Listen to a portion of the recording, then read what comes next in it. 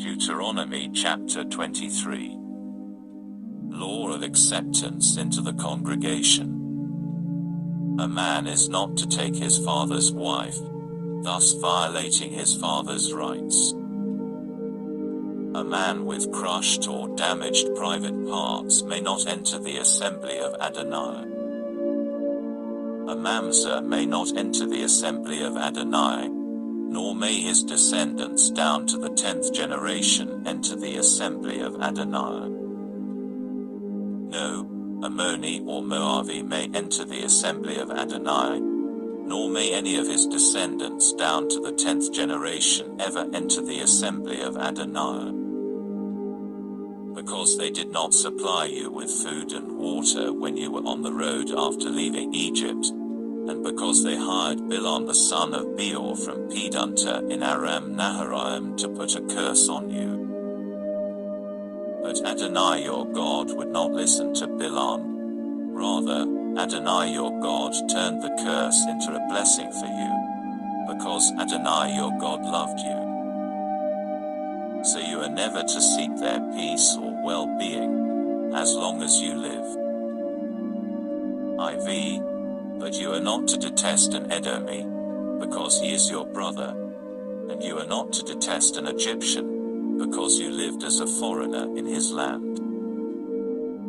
The 3rd generation of children born to them may enter the assembly of Adonai. When you are in camp, at war with your enemies, you are to guard yourself against anything bad. If there is a man among you who is unclean because of a nocturnal emission, he is to go outside the camp. He is not to enter the camp.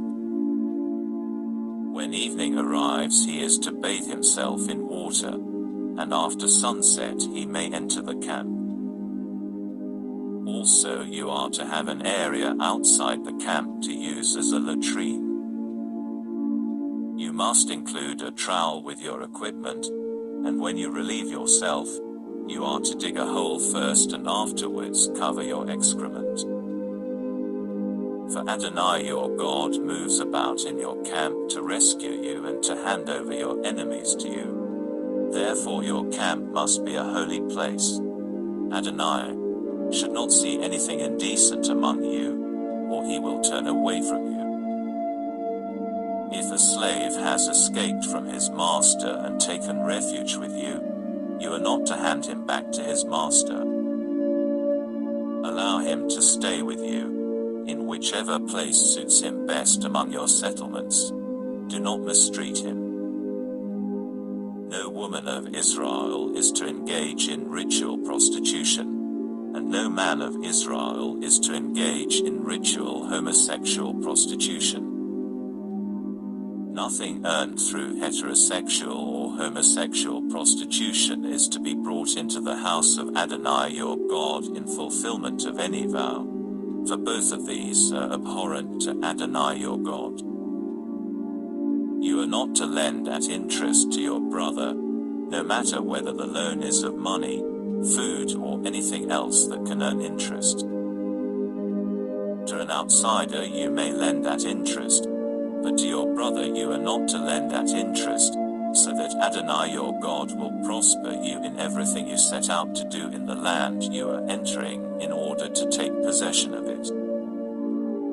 When you make a vow to Adonai your God, you are not to delay in fulfilling it, for Adonai your God will certainly demand it of you, and your failure to do so will be your sin.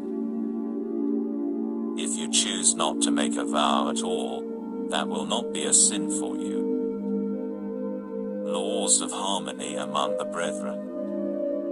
But if a vow passes your lips, you must take care to perform it according to what you voluntarily vowed to Adonai your God, what you promised in words spoken aloud.